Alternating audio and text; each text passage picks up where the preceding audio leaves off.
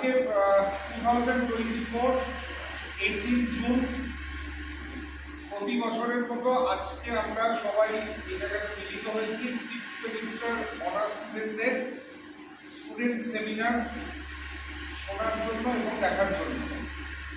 এই প্রোগ্রামটা আমরা 2017 থেকে নর্মালি স্টার্ট করেছি, যে শুধু পড়া নয়, শুধু প্র্যাকটিক্যাল ক্লাস না, প্র্যাকটিক্যাল এবং পড়ার বাইরেও একটা এক্সপোজার দরকার। অর্থাৎ তোমাদের কিছু ছোট কোনো টপিকের ওপর কিছু বলার একটা এক্সপিরিয়েন্স থাকা দরকার, কারণ আফটার গ্র্যাজুয়েশন যারা একাডেমিক্সে থাকবে এটা বহু জায়গাতে করতে হবে, ছোট ছোট সেমিনার দিতে হবে, এটা রেগুলার বেসিসেও দিতে হতে পারে। তো তার একটা ছোট্ট এক্সপিরিয়েন্স আমরা কলেজ লেভেলে দিতে চাইছি, তার জন্য এটা আমরা শুরু করেছি বেশ কয়েক বছর ধরে। মাঝখানে করোনার জন্য বন্ধ ছিল, তারপর আবার শুরু হয়েছে আর কি।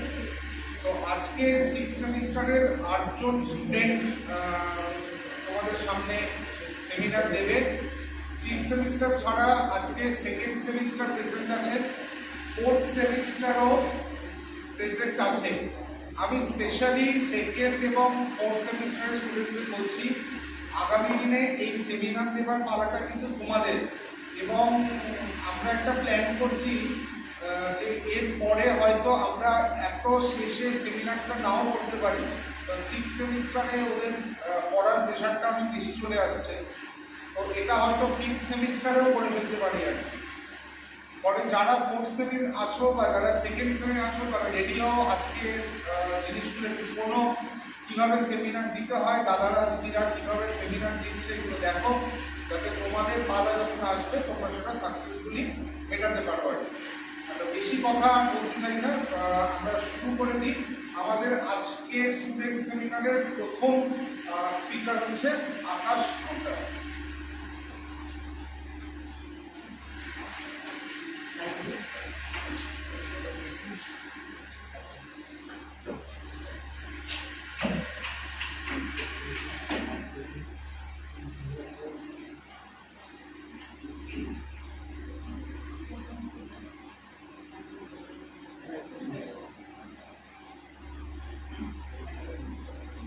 গুড নুন এভরিওয়ান, আমি আকাশ সরকার, কাস্টমার কলেজের ফিজিক্স ডিপার্টমেন্টের একজন স্টুডেন্ট। তো আজকে আমি যে বিষয়টার উপরে একটা প্রেজেন্টেশন দিতে চলেছি সেটা হচ্ছে ইলেকট্রনস ডাবল স্লিট এক্সপেরিমেন্ট। তো ফার্স্টে ইলেকট্রনস ডাবল স্লিট এক্সপেরিমেন্ট সম্বন্ধে আমরা জানার আগে কিছু ব্যাপারে আমরা আগে জেনে নেবো, যাতে আমরা এই এক্সপেরিমেন্টটাকে ভালোভাবে বুঝতে পারি। তো এই এক্সপেরিমেন্ট শুরু করার আগে আমি বেসিক স্লাইড তৈরি করছি, সেটা আপনাদের দেখাবো সবাইকে। ফার্স্ট কোশ্চেন আমাদের যে হোয়াট ইজ লাইট, লাইট একটা পার্টিকেল না লাইট একটা ওয়েভ, এটা আমাদের একটা কোশ্চেন। তো যখন লাইট নিয়ে কথা শুরু হলো, তো আমরা বলি যে একজন বিজ্ঞানী ছিলেন যার নাম ছিল জেসি ম্যাক্সওয়েল। সে 1865 সালে তার থিওরির মাধ্যমে লাইটের ওয়েভ নেচারকে ডিফাইন করেছিল। আর এর ফলে যে রিফ্র্যাকশন এবং ইন্টারফারেন্স এরকম কিছু ফেনোমেনা সেটা তিনি ডেসক্রাইব করেছিল তার থিওরির মধ্যে দিয়ে। কিন্তু তারপরে একজন বিজ্ঞানী ছিলেন যার নাম ছিল হেনরি হার্টজ, যে 1887 খ্রিস্টাব্দ নাগাদ তার রেডিও ওয়েভ নিয়ে এক্সপেরিমেন্ট করার সময় একটা লক্ষ্য করে পাচ্ছে। তো সেটা ছিল যে দুটো মেটাল, যখন একটা মেটালের ওপরে কিছু পরিমাণ লাইট ওয়েভ করছে, তারপরে লাইট ওয়েভটা করার পরে সামনে থেকে যে রিসিভার থাকছে সেখানে দুটোর মধ্যে একটা স্পার্ক তৈরি হচ্ছে। তো এই জিনিসটা কি, তো সেই ফেনোমেননটা যখন ডেসক্রাইব করতে গেল ম্যাক্সিমাম সিকিউরিটি, তখন সেটা কীভাবে ডেসক্রাইব করলো না এবং এটা এক্সপ্রেশন দিতে পারলো না। তারপরে 1921-এ স্যার আলবার্ট আইনস্টাইনকে এই ফটো ইফেক্ট বা যে ইফেক্ট হলো এটাকে ডেসক্রাইব করতে পারছিল না, সেই ডেসক্রাইব করার জন্য তাকে নোবেল প্রাইজ দেওয়া হলো। তো সেই এক্সপেরিমেন্টে কি আমরা দেখতে এক্সপেরিমেন্টের জন্য একটা সেট আপ ছিল, যেটার মধ্যেখানে একটা ভ্যাকুয়াম টিউব ছিল এবং এক সাইডে একটা অ্যামিটার আর একটা সোর্স ছিল। তো যখন ওই মেটাল পেপার অ্যানোডে লাইট রেজ এসে পড়ছে, তখন সেই অ্যানোড থেকে কিছু পরিমাণ ইলেকট্রন বাইরে চলে আসছে, গিয়ে সামনে যে ক্যাথোড আছে সেই ক্যাথোডে ফিট করছে। এরপরে এই যে সার্কিটটা ছিল কাটা হচ্ছে, সার্কিটটা কমপ্লিট হচ্ছে, সার্কিটটা কমপ্লিট হয়ে অ্যামিটার মধ্যে রিডিং দেখতে পাচ্ছি যেটা কারেন্ট শো করছে। তো এটা আমি কি করে বুঝতে পারছি যে ইলেকট্রন একটা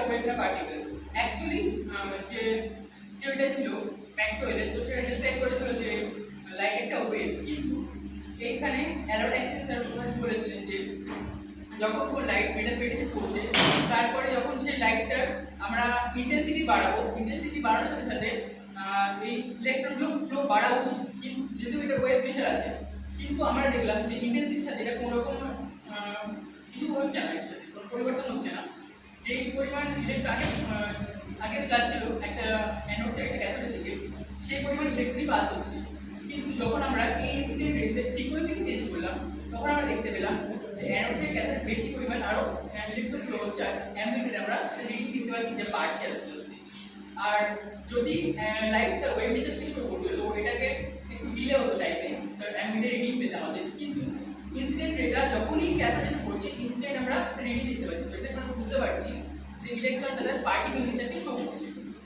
তো এই জিনিসটা এসে প্রুভ করার জন্য অ্যালবার্ট আইনস্টাইন তার 1921 সালে নোবেল পুরস্কার পায়। তো ওই জিনিসটা আমাদের যেহেতু একটা পার্টিকেল নেচার শো করছে লাইটের, তো আমরা যখন এই ইয়াংস ডাবল স্লিট এক্সপেরিমেন্ট করছি, তো এটার পরে দেখতে পাচ্ছি যখন একটা সানলাইট একটা সিঙ্গেল স্লিটে পাস হচ্ছে, তখন সে সামনের ওয়ালে একটা লাইট ফ্রিজ তৈরি করছে। কিন্তু যখন সেই সেম লাইটকে আমরা দুটো ডাবল স্লিট দিয়ে পাস করাচ্ছি, দুটো ডাবল লাইট স্লিট দিয়ে, তখন আমরা দেখতে পাচ্ছি যে সামনের যে স্ক্রিন আছে, স্ক্রিনের উপরে একটা ডার্কেন আর ব্রাইটেন একটা ফ্রিজ তৈরি হচ্ছে, যেটাকে আমরা ইন্টারফারেন্স প্যাটার্ন বলতে পারি। তো এটা কেন হচ্ছে? এটা অ্যাকচুয়ালি হচ্ছে যে লাইটের যে ওয়েভ নেচার আছে, দুটো লাইট যখন নিজের মধ্যে সুপারপোজ করে কিছু জায়গায় ক্যান্সেল আউট করে দিচ্ছে, আর কিছু জায়গাকে একসাথে প্রাবল্যকে বাড়িয়ে দিচ্ছে। এর ফলে একটা জায়গায় ব্রাইট ফ্রিজ, একটা জায়গায় যেখানে ক্যান্সেল আউট হয়ে যাচ্ছে সেখানে ডার্ক ফ্রিজ তৈরি হচ্ছে। তো এটা থেকে আমরা লাইটের ওয়েভ নেচার সম্বন্ধে জানতে পারি। তো যেহেতু আমরা লাইটের ওয়েভ নেচার দেখলাম, আর তার আগে আমরা লাইটের পার্টিকেল নেচার দেখলাম, তো এবার কোনো একটা এক্সপেরিমেন্ট কি ভুল আছে এর মধ্যে, বা লাইটের কোন নেচার এক্সিস্ট করে সেটা আমরা দেখব। অ্যাকচুয়ালি দুটো এক্সপেরিমেন্ট ঠিক আছে, লাইট তার ওয়েভ নেচার আর পার্টিকেল নেচার দুটো একসাথে শো করছে। তো এইটাকে আমরা বলছি লাইটের ওয়েভ পার্টিকেল ডুয়ালিটি। লাইটের পরে যখন আমরা কোয়ান্টাম ওয়ার্ল্ডে পার হবো, actually quantum physics classical physics থেকে কোয়ান্টাম ফিজিক্স আলাদা। ক্লাসিক্যাল ফিজিক্সে যদি এই কয়েনটাকে বুঝতে পারছি সবাই, এই কয়েনটাকে যখন আমরা হেড বা টেল করবো, টস করবো, টস করার পরে আমরা দেখবো যেটা হয় আমরা হেড দেখতে পাচ্ছি না টেল দেখতে পাচ্ছি। কিন্তু যখন এই কয়েনটা হাওয়ায় থাকে, যেটা আমরা বুঝতে পারি না যে হেড অবস্থা আছে টেল অবস্থা আছে, তখন এই কয়েনটা ঘুরছে, ঘোরার অবস্থায় আমরা যখন অবজার্ভ করছি তখন হেড অবস্থা থাকতে পারে, টেলও থাকতে পারে, বা দুটো একসাথে থাকতে পারে। কিন্তু যখন আমরা সেই কয়েনটাকে অবজার্ভ করছি, তখন আমরা একটা সাইড দেখতে পাচ্ছি, হয় হেড দেখতে পাচ্ছি, অথবা টেল দেখতে পাচ্ছি। তো কোয়ান্টাম ওয়ার্ল্ডে কিন্তু সেম জিনিস ঘটে, যে একটা জিনিস যখন আমরা অবজার্ভ করছি না, তখন সেটা দুটো স্টেটে একসাথে এক্সিস্ট করছে, বা তিনটে স্টেটে একসাথে এক্সিস্ট করছে। যখন আমরা সেই জিনিসটাকে অবজার্ভ করছি, তখন সেটাকে আমরা দেখতে পাচ্ছি সেটা কি স্টেটে রয়েছে। তো কোয়ান্টাম ফিজিক্স যখন ঢুকছি, তখন আমরা দেখি একটা ম্যাটার কি করে তৈরি হয়। একটা ম্যাটার সবথেকে ছোট পার্টিকেল, ছোট অংশে ভাঙি আমরা, তখন আমরা দেখতে পাই সেটা হচ্ছে অ্যাটমস। সেই অ্যাটমসকে যদি আর ছোট ভাঙি আমরা ছোট করে, সেটা আমরা দেখতে পাই কিছু সাবঅ্যাটমিক পার্টিকেল, যেটা হচ্ছে ইলেকট্রন, নিউট্রন, প্রোটন এই সমস্ত। তো আমাদের এক্সপেরিমেন্ট এখানে ইলেকট্রন পেয়ে। তো এর আগে ডাবল স্লিট এক্সপেরিমেন্ট আমরা দেখি। ডাবল স্লিট এক্সপেরিমেন্টে যদি আমরা কিছু পার্টিকেলকে শুট করি, লাইক মার্বেলস, যদি আমরা শুট করি ডাবল স্লিট দিয়ে, তখন সামনে যে স্ক্রিন আছে সেখানে দেখতে পারবো দুটো রকম প্যাটার্ন তৈরি হচ্ছে। ফার্স্ট পিকচারটা ওইটাই যে ওইখানে যে মার্বেলগুলো শুট করা হচ্ছে, তো স্ট্রেট দিয়ে পার্টিকেলগুলো লাগছে, আর এরপরে যে প্যাটার্নটা তৈরি হচ্ছে দুটো স্ট্রেট লাইন প্যাটার্ন তৈরি হচ্ছে। কিন্তু যখন আমরা সেম এক্সপেরিমেন্ট ডাবল স্লিটে ওয়েভ দিয়ে করবো, তখন আমরা দেখলাম ইয়াংস ডাবল স্লিট এক্সপেরিমেন্টের ক্ষেত্রে যে দুটো ওয়েভ একসাথে যাচ্ছে, এবং কিছু পরিমাণ জায়গা তারা ক্যান্সেল আউট করছে, আর কিছু পরিমাণ জায়গায় তারা ইন্টেন্সিটি বেড়ে যাচ্ছে। এর ফলে সামনে যে স্ক্রিন আছে, স্ক্রিনটাতে ডার্কেন অ্যান্ড ব্রাইটেন ফ্রিজ বা ইন্টারফারেন্স প্যাটার্ন তৈরি হচ্ছে। তারপরে তো এবার এই এক্সপেরিমেন্টটাকে আমরা ইলেকট্রন নিয়ে করি। আমরা ইলেকট্রন একটা পার্টিকেল, তো নিশ্চয়ই যখন আমরা ডাবল স্লিট এক্সপেরিমেন্ট করবো, তখন দেখবো সামনের স্ক্রিনে পার্টিকেল লাইক প্যাটার্ন দেখতে পাবো। নিচে যে ফার্স্ট যেটা আছে পার্টিকেল প্যাটার্ন, যেটা লেখা, ওই প্যাটার্ন দেখতে পাওয়ার কথা। কিন্তু আমরা দেখছি যখন ডাবল স্লিট দিয়ে আমরা এই ইলেকট্রনটাকে পাস করাচ্ছি, তখন সামনে যে স্ক্রিন আছে অবজার্ভিং স্ক্রিন, সেখানে আমরা দেখতে পাচ্ছি সেটা একটা ইন্টারফারেন্স প্যাটার্ন শো করছে। কিন্তু কেন? ইলেকট্রন তো পার্টিকেল, তো সে কেন পার্টিকেলের মধ্যে প্যাটার্ন শো না করে ইন্টারফারেন্স প্যাটার্ন শো করবে? তো এটাকে জানার জন্য মানে ফার্স্ট আমি ভেবেছিলাম যে ইলেকট্রনগুলো হয়তো একসাথে অনেকগুলো ছাড়া হচ্ছে, এই জন্য হয়তো তারা কোনোভাবে কিছু একটা লেগে কোলাপস করে সাইডে চলে যাচ্ছে, এই জন্য প্যাটার্নটা তৈরি হচ্ছে। তো সায়েন্টিস্টরা ভাবলো যে ইলেকট্রনকে একটা একটা করে শুট করা যায়। তো ইলেকট্রন আমরা একটা একটা করে শুরু করতে স্টার্ট করলাম এবং 1 ঘন্টা পরে যখন দেখলাম অবজার্ভিং স্পিডে সেম সেই ইন্টারফেরেন্স প্যাটার্ন দেখতে পাচ্ছিলাম। তো এবার আমি ইলেকট্রনের যে মুভমেন্টটা হচ্ছে সেই মুভমেন্টটাকে অবজার্ভ করার জন্য আমরা কিছু অবজারভেবল লাগালাম সেই দুটো ফিল্ডের মধ্যে। তো যখন আমরা ইলেকট্রনকে শুট করলাম তখন দেখলাম যে ইলেকট্রনটা স্ট্রেট যাচ্ছে কোনো একটা পাথ দিয়ে এবং পরে তো স্পিডে দেখা হলো কিছুক্ষণ পরে, তখন আমরা ঠিক পেলাম পার্টিকেল লাইক প্যাটার্ন। কি হলো জিনিসটা? ফার্স্ট টাইম দেখছিলাম ওয়েভ লাইক প্যাটার্ন, জাস্ট যখন দেখছিলাম তখন পার্টিকেল লাইক প্যাটার্ন দিচ্ছে, মানে কি হতে পারে জিনিসটা। তো অ্যাকচুয়ালি এখানে কি হচ্ছে, এই ফিনোমেননটাকে আমরা বলছি অবজার্ভার ইফেক্ট। ইলেকট্রনকে যখন আমরা দেখছি না তখন সে একটা প্যাটার্ন যেটা হচ্ছে ইন্টারফারেন্স প্যাটার্ন, যেটা হচ্ছে ওয়েভ রাডার, কিন্তু যখন আমরা ইলেকট্রন দিকে দেখছি তখন সে দিচ্ছে একটা পার্টিকেল লাইক প্যাটার্ন, যেটা হচ্ছে স্ট্রেট ব্লু লাইন। তো এটা অ্যাকচুয়ালি কেন হচ্ছে সেটা তো বলা যাচ্ছে না, মানে কোয়ান্টাম ফিজিক্সের সবথেকে মিস্ট্রি এখন। কিন্তু আমরা এটা থেকে বুঝতে পারছি যে যে কোনো ম্যাটার সেটা কিছু ওয়েভ দিয়ে তৈরি হয়, কিন্তু সেই ওয়েভটাই যখন আমরা অবজার্ভ করছি, অবজার্ভের দ্বারা আমরা সেটা তার পার্টিকেল লাইক প্যাটার্ন ফিচারটাকে দেখতে পাচ্ছি। তো এই মিস্ট্রিটা এখনো সলভ করা হয়নি কোয়ান্টাম ফিজিক্সে। That's all, thank you.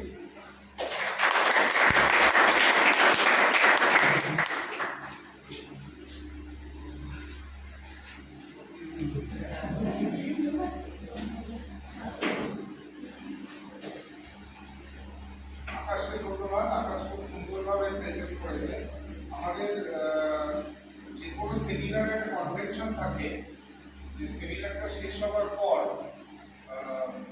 আরো যদি কোনো ডাউট থাকে, যদি কোশ্চেন করা হয়, কিন্তু এটা যেহেতু স্টুডেন্ট সেমিনার, এখানে এই কনভেনশনটা আমরা ফলো করছি না, তাই কারণ যদি কিছু মাথায় ডাউট থাকে বা কোনো কোশ্চেন মাথায় আসে, এটা পরে দাদাদের সাথে কথা বলে দিও, এখানে করার দরকার নেই। আমাদের এর পরের স্পিকার হচ্ছে Jyotishman Chakraborty.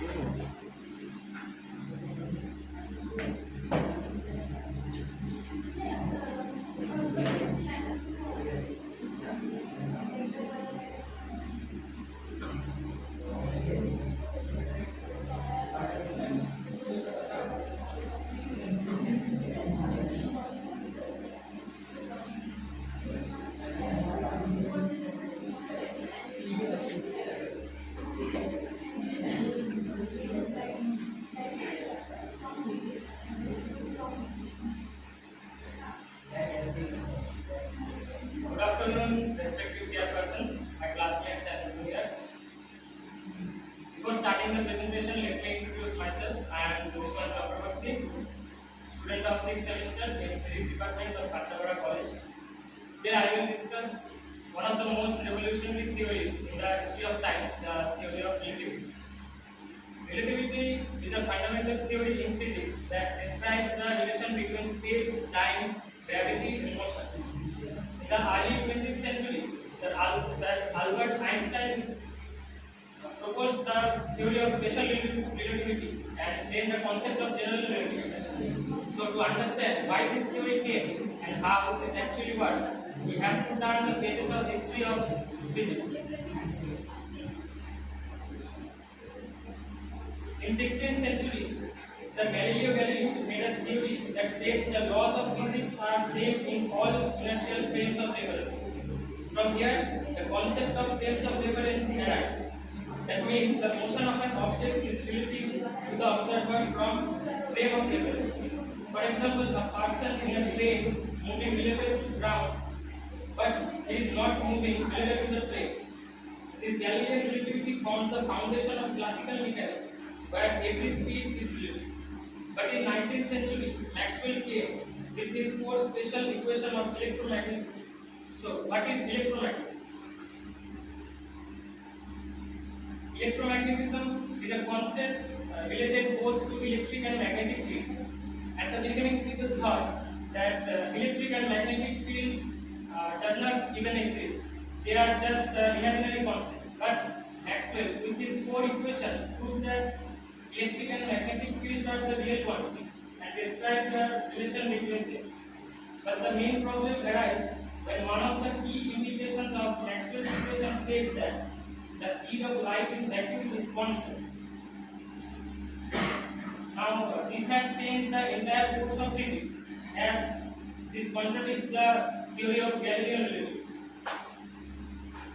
Then, in 1905, Sir Einstein came with his postulates on principle of relativity and said that the speed of light is constant for all inertial observers regardless of the motion of light source. These theories of Einstein are known as special theory of relativity. Special theory of relativity changed the perception of understanding space and time. From the theory of Einstein, we can derive length contraction and time relation. We will first understand the length contraction.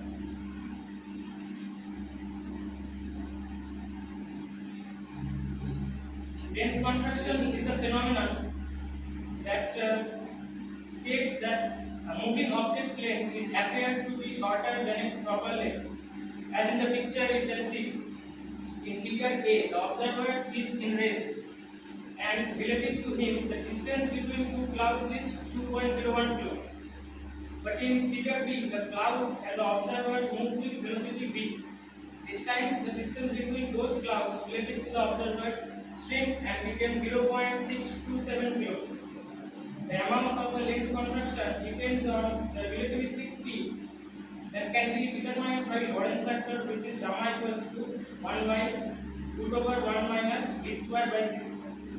Now moving to the another interesting concept, that is time relation. Let's understand with an example. Consider you are twins.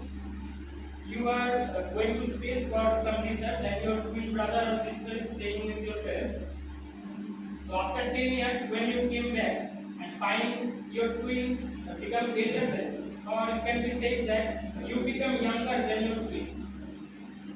So time is relative to observer's frame of reference. This means time can pass at different rate of observers in different frame of reference. That's why your clock is in spaceship moving with a very high velocity, running slower than your twin's clock who was in rest. This phenomenon is called time dilation.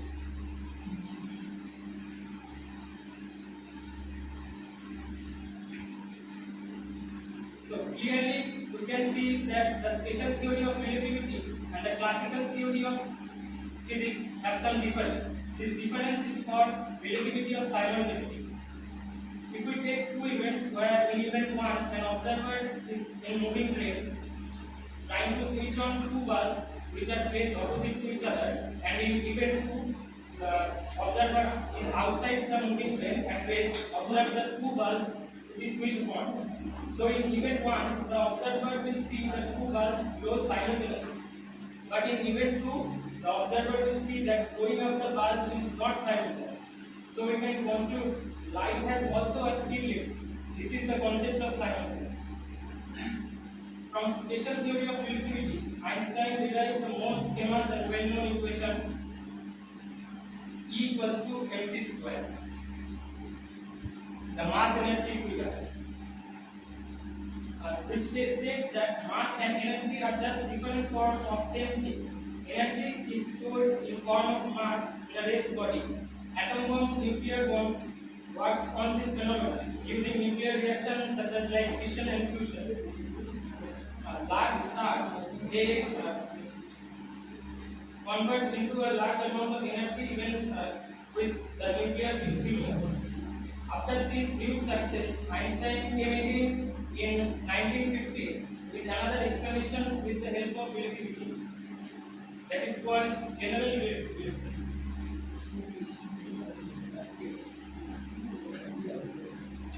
In general relativity, gravity is not a force, but rather a manifestation of the geometry of space-time.